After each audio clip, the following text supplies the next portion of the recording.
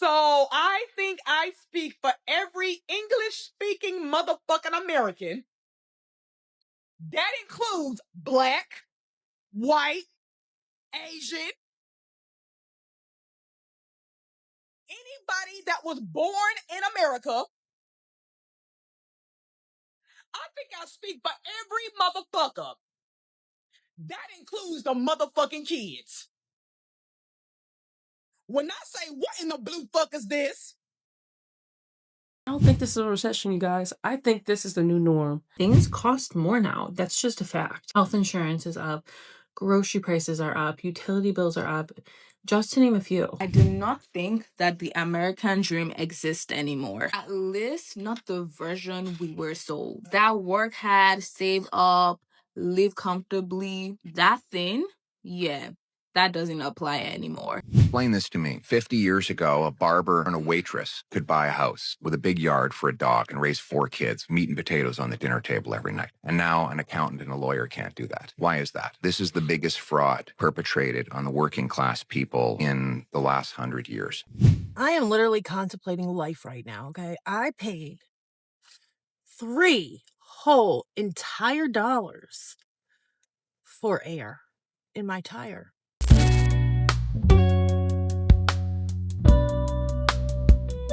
These prices are going up, but somehow my check missed the meeting. At this point, surviving feels like a full-time job.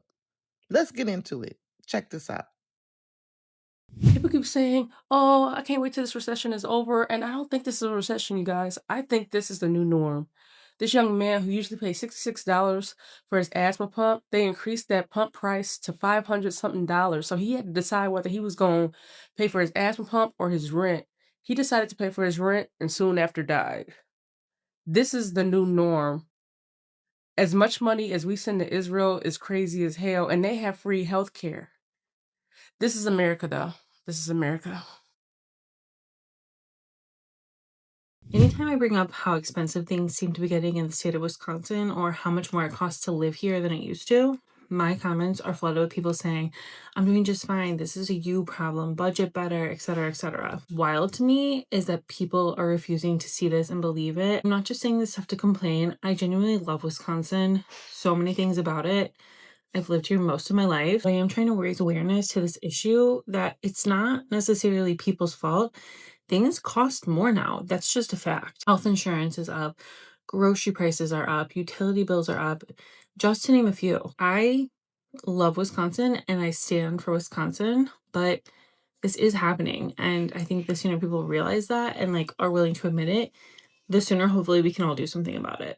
Okay, so I do not think that the American dream exists anymore. At least not the version we were sold. That work hard, save up, live comfortably, that thing, yeah, that doesn't apply anymore. When rent alone is the size of a mortgage and groceries cost what a car payment used to be. Like, how are we supposed to build wealth when we could barely save any money? People are working multiple jobs and still living paycheck to paycheck. We are told to stop buying coffee, but meanwhile, the real issue is that wages haven't moved in decades. The dream used to mean opportunity. Now it means survival. So no, I do not think that the American dream died because people got lazy. I think it died because the economy failed us. Yes, we spend $18 a gallon for our milk.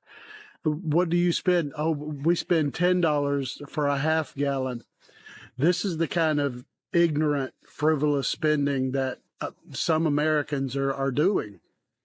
You know, and it's all to try to stay in the up and up, like the upper class. But the thing is you need to prepare. Prepare for the hardest times that you've ever seen in your life.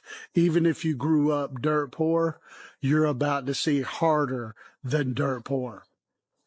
People that normally shop at Costco are now shopping at Walmart. Even Walmart is putting out notices that a crash is coming.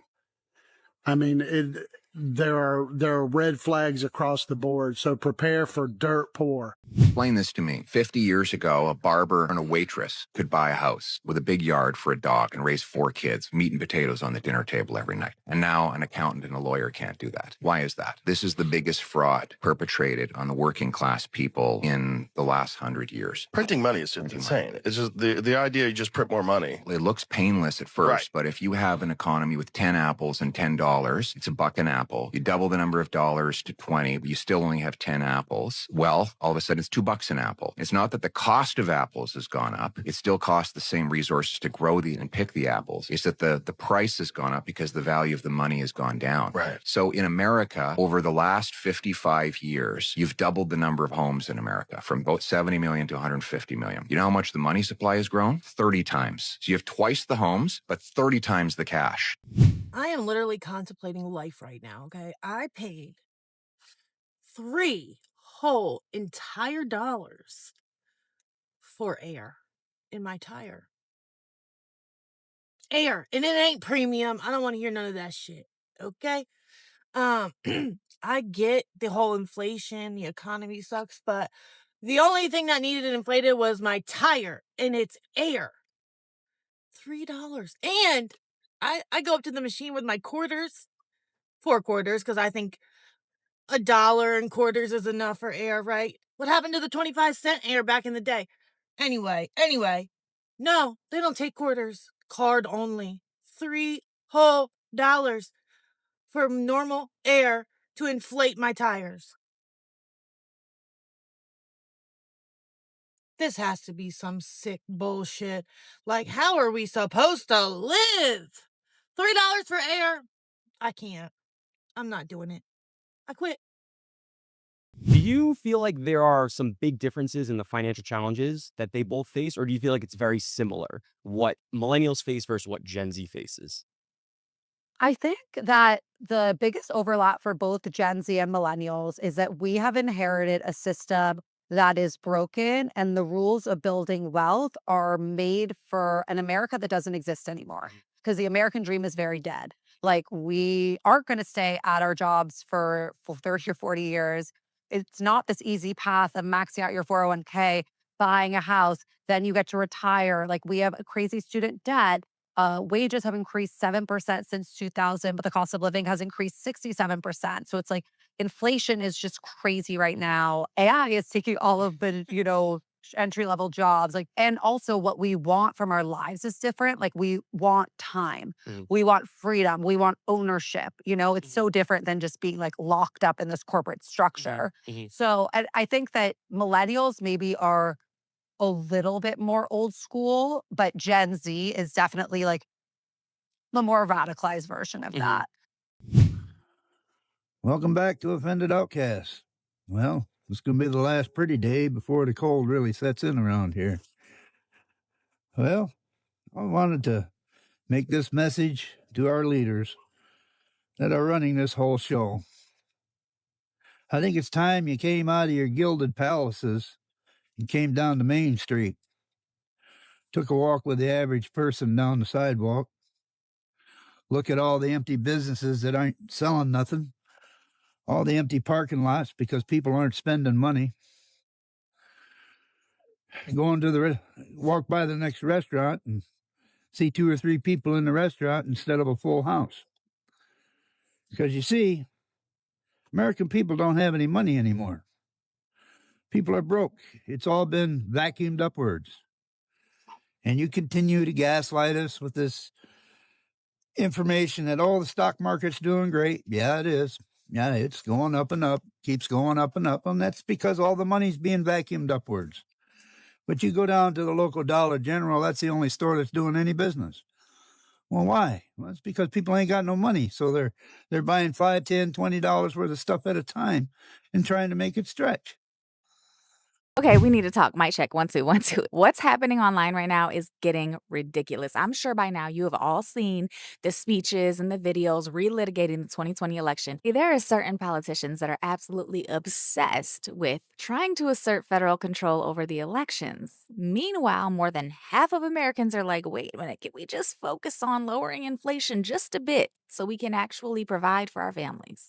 Only 22% of Americans think that Trump is actually focused on the high costs affecting our everyday lives. People are just really fed up with the wrong priorities. But it's not all gloom and doom. Okay, there's some good news. Our election process is actually safe and secure, despite what you may have heard. Elections aren't run by federal officials in Washington. They're run by election officials right here in your own community. We've had thousands of elections, and they've remained secure despite efforts trying to tamper with them. Me to you, mom to mom, girl to girl, American to American, human to human. This election is not about political party loyalty. This is about every American standing up and saying, we want leaders who are going to actually tackle the issues that affecting our everyday lives, like insanely high cost of living. We want leaders elected who are going to fight for us instead of just chasing the power to enrich their own lives.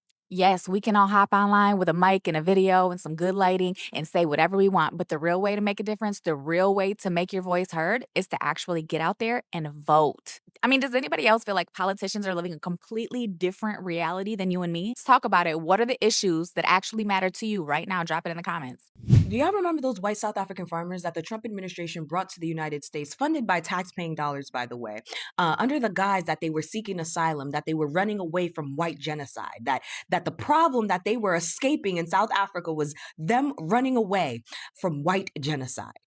Y'all remember that? When the first 100 white South Africans arrived here in the United States via the Trump administration, funded by American tax-paying dollars, it was because the Trump administration had went crazy with their deportations to the point where the American farms were failing. They were failing. There was nobody there to go and pick up the crops anymore. And so he brought them in, hoping, I guess, it was going to also make the white American farmers happy, and then also show that these are the type of immigrants we should be allowing asylum status here in America. But the thing is, after the arrival of the first 100, we didn't hear shit else. We didn't hear anything else about these Afrikaans, right? Turns out, about, I guess, maybe 2,000, give or take, of them have been imported here in the United States. But the real kicker is that over 1,000 of them have returned back home. They said that America is not safe. They rather go back to white genocide, which wasn't true, by the way. It was a fucking lie. But they rather go back to white genocide than to stay here in America. These refugees were initially brought to America based on the claims of persecution in South Africa, but after less than a year in the United States, many find the country to be too expensive, too dangerous, and too chaotic. Andrew Veach, one of the individuals who relocated to California, now says he feels safer in South Africa, citing increasing violence in the U.S. as one of the reasons why he decided to go back home. The South African government has reported over 1,000 former citizens reclaiming their citizenship, drawn by lower costs and the desire to be home. But this move is now making a lot of people question the move that was done by the Trump administration. Why call this a crisis when the people would rather flee America and go back there? I thought that they were facing a white genocide. This was the reason why you were trying to gain the support of Americans and allowing for these group of people to gain, you understand, asylum status, considering you were so big on deportation. Now everybody's seeing that he's just a fucking liar. Like, I knew this. I knew Trump was a liar, but he just fucking lied. He wanted to fill the country with more white people, but those white people left. They fled. I swear, the president of the United States is such a fucking moron.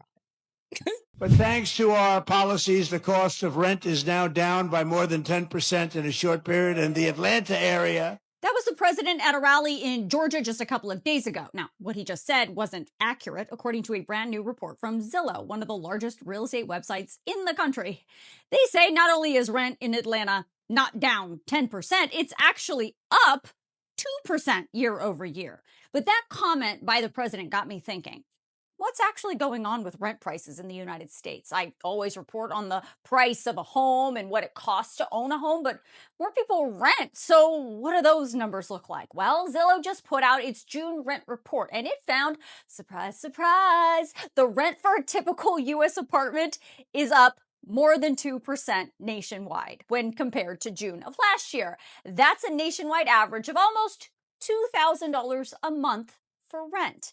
But when we talk about a single family rental, those costs are up, according to Zillow, 3% year over year for a nationwide average cost of more than $2,300 a month in rent. Zillow says since the pandemic, brace yourself, rents have increased a whopping 38%. And as of June, the median household spends 27% of their income on a new rental. Now, on top of the rising rent, the report also says the supply of rental units is dwindling because not enough new units are being built, which is also a recipe for higher costs. Now, Zillow also points out that there are deals to be found. The June report says nearly 2 in 5 rental listings came with some kind of concession, like the first month free or free parking. Of course, the ability for you to find a rental property that also comes with a concession depends on where you live. According to the report, the cities with the highest concession rates for rental properties are Charlotte, Denver, and Dallas. There were a few markets where average rent did decrease between June of last year and June of this year. There was a nearly 2% decrease in annual rent in Austin, Texas, and in San Antonio. And in Denver, rent was down a little more than 1%. And just 2 rental markets were about the same in price between June of this year and June of last year. Those were Dallas, Texas, and Houston, Texas. Now, on the flip side, the places where rents are increasing the fastest include San Francisco, which was up more than 8% between June of this year and June of last year. That was the highest by far. San Jose, California, and Chicago rents came in the number 2 and 3 spot with increased rent between 5 and 6%. So bottom line, rent nationwide has skyrocketed since the pandemic. And if more rental supply doesn't come online quickly, these rental prices are going to just keep going up. So if you want to see the average cost for rent in your area, and if you want to see this report for yourself, I'm going to email it out to you in my next Facts HQ email, which is free, so make sure you sign yourself up.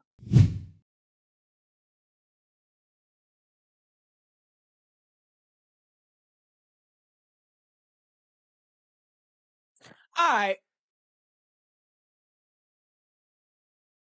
The math is just ain't mathing right now. So let me get this straight. Immigrants that has never worked in this country, never lived in this country, never paid now one goddamn bill in this country, they are receiving 3 bands monthly.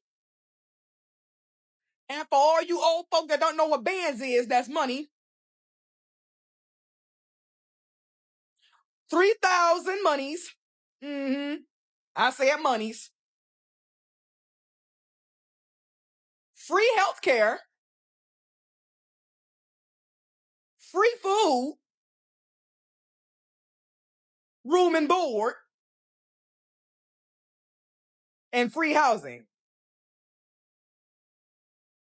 Meanwhile, Americans has to go to work, have to pay bills, have to pay for taxes, have to file taxes,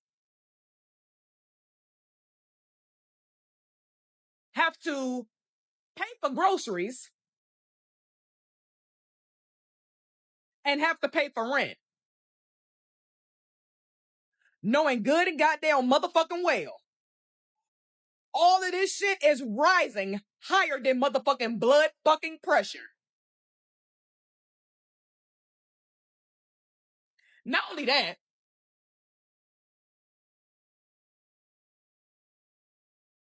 it is officially illegal to be homeless. But here's the crazy part, though.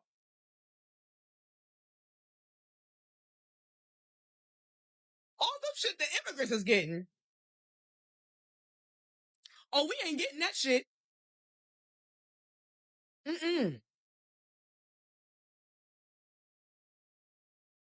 So I think I speak for every English-speaking motherfucking American.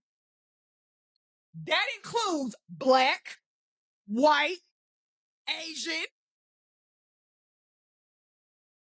anybody that was born in America. I think I speak for every motherfucker. That includes the motherfucking kids. When I say, what in the blue fuck is this?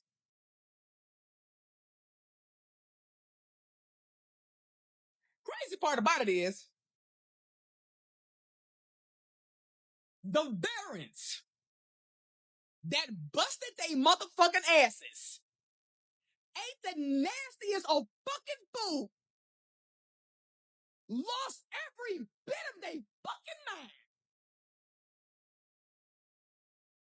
have lost limbs, seen they friends die, and become motherfucking homeless.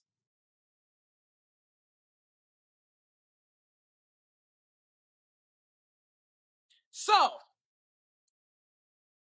if an American becomes homeless, we get put in the slammer. Okay. If an immigrant is homeless, they get free health care, $3,000, free housing, and all that other bullshit.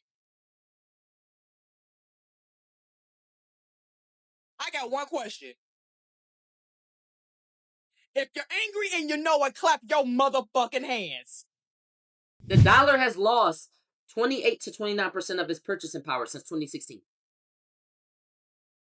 Prices are 40% higher than they were in 2016 based on CPI inflation. Y'all know what that means? That means something that used to cost $1 is $1.40 now. In 10 years, it went up, but that's not the only bad thing. $1 is worth 29% less. 100% of $1 is $1. $1 is worth 70 cents now. What the I'm trying to tell y'all. Not only is it 40% more, but the dollar is 30% less. It's the same dollar bill, but it's worth less. Y'all not getting it. We're getting broker. I told them, I said $10,000 10 years ago and $10,000 today are two different things. $10,000 10 years ago could move mountains. $10,000 today cannot move mountains. And somebody said, what is he talking about, bro? $10,000 is $10,000. No, bro, I don't think you understand. The price of rent for a 2-bedroom at one point was $1,500.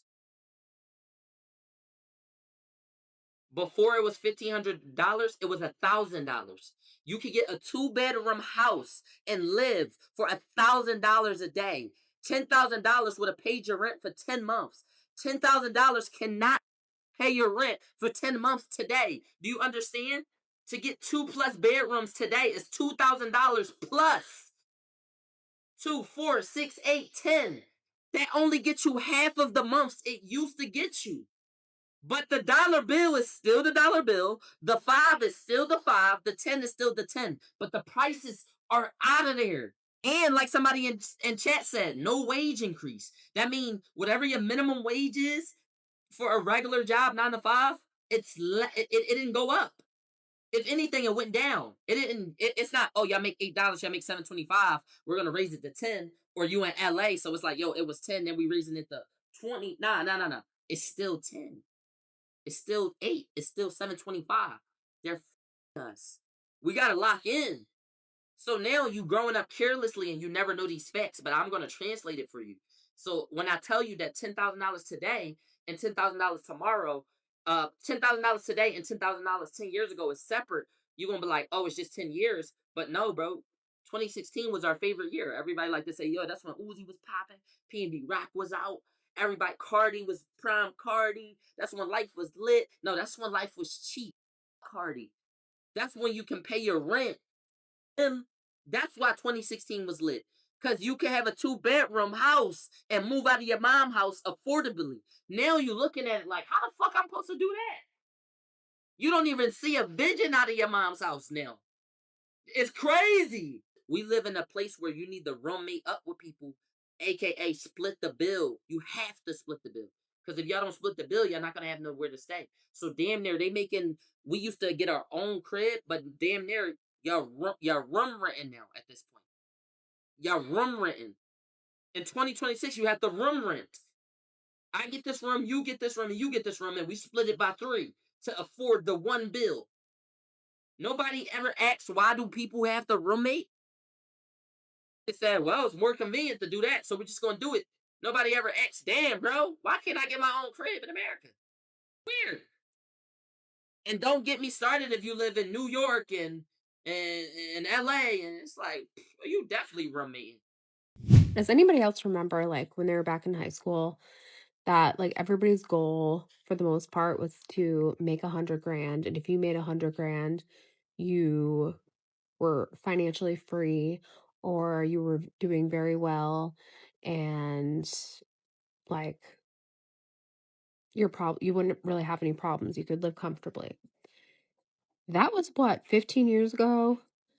Now you have to make at least 200 grand to live comfortably, and buy comfortably, meaning like buy things that you want, go shopping here or there when you want, not buy like expensive like Chanel handbags or like expensive jewelry. Just like be able to go shopping when you want, be able to get your hair done when you want, get your nails done professionally when you want, and go to the grocery store. I remember going to the grocery store like even right after college and just throwing whatever I wanted into the cart. When I was growing up with my parents, we just threw whatever we wanted in the cart. No one looked at prices. And now the way America has shifted is so sad to me. Like I see people on here all the time complaining, not complaining for obvious reasons. I'm complaining too. That like you go to the grocery store, I look at every price now. I never used to look at prices ever. And like I don't just throw shit into my cart anymore. Like I'm looking at the prices, and it's so baffling. Not to mention like going on vacations. Like when I was growing up, we were going on a vacation at least once a year, like a family vacation. And now that I have my own family, um, we both work and our schedules are like very time consuming. And we have a daughter in private school, and her um vacation period is different than our schedules. Just to coordinate alone would be hard as hell. And then to plan a vacation for a week, like what, probably 20 grand for a week's vacation in a nice hotel like we used to go on when I was little. And then I see these families like going to Disney, and just like a goddamn ice cream cone at Disney is like $10, $15. I don't understand. I think it's like credit card debt. It must be, because this is what like sparked this video. So I'm watching this show, this like documentary about how Americans are in so much financial credit card debt that it's like crippling society, and that they're just never going to get out of it. And I, for one, will never live like that. I will never have looming credit card debt over my head. Like, if I can't afford to pay my credit card off in full at the end of the month, I am having extreme anxiety. I am thinking about it nonstop. So, the fact that people can just pile on credit card debt like it's nothing, and then just be like, oh, well, I'll just pay the minimum. blows my freaking mind. Like, I don't get it, but I also do get it because people want to live their lives. People want to have a good life. People want to enjoy their life. And if you want to enjoy your life, you're going to have to put it on a fucking credit card because unless you're making 200 grand a year minimum, you can't have a good lifestyle in 2025. Period. I almost forgot a very important one. Car payments that people are now paying. I just saw that the average car payment in America is $750 something for an average car. I remember it must have been probably 2013, 2014. I had a brand new Lexus. Um, I forget the name of it, but it was like the sports car. So nice. I felt like so goddamn cool in that. And I was like 25 and it was $438 a month and I was leasing it. $438 a month for a brand new Lexus. And then I had like other cars like after that I had or before that my first luxury car. I was right out of college. It was a Mercedes C-Class and it was like not even $500 a month with zero down leasing it. Now I'm like seeing people who have like a Hyundai or a Kia and they're spending $700, $800, $900 a month on their car payment. That freaks me out in general. And then I was also thinking like mothers that have daughters, I'm seeing like these young daughters, like 10-year-olds, 12-year-olds, going into like Sephora and getting all of this like makeup that I don't even own, like the Rhode skincare and like makeup and the Drunk Elephant and the Sunday Fridays or whatever the fuck it's called. I don't even know. Is my daughter gonna be wanting this kind of thing? And everyone's like, when are you gonna have another kid? Never. I'm never having another kid. Like, are you kidding me? No, we can barely afford to like keep her comfortable and us comfortable, much less bring another kid into this. And then people are saying like, oh, you need like two streams of income. Like when I was growing up, my mom stayed home, my dad worked, and we lived very comfortably. Now, the father needs two streams of income, the mother needs two streams of income. God forbid I just said, screw it, and I want to stay home and take care of my daughter and not work. I can't even fathom that. I can't fathom that. And then you're going to have people who say, oh, well, if you cut back on your expenses and don't get this, this, and this that you get, you'd be able to do that. No, I want to have a nice lifestyle. I want to have a comfortable lifestyle. Therefore, I will work my butt off, and so will my husband, and we will have the nicer things in life. So, yes, I'm coming on here ranting about having to bust our asses to live comfortably, but it also shouldn't be this hard to live comfortably. Like, it should be like back in the early 2000s where everything was just normal. And if you made 100 grand, you lived comfortably. You could have like a family of four, both kids in private school, the mom could stay home, you could buy a house.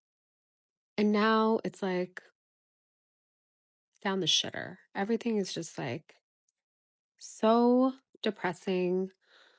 So that's why people are in credit card debt because they're depressed. So they're going out doom spending because they want to feel a little bit of dopamine, just a slight dopamine hit because they're so goddamn depressed. And that's why everyone's on medication. Honestly, I don't blame them because I need medication myself to function because it's just the world is just going to shit. And I just wanted to come on here and rant because I just felt a calling to do so. I don't know. All right, bye. Everybody has a different story, and I want to hear yours. Not because I'm nosy, because I am, but because I really, really, really would like to know what's going on with you and how you're dealing with the cost of living crisis lately. Thanks for coming by. Make sure you like, share, subscribe, turn on your notification bell, and follow for more videos. Happy every day.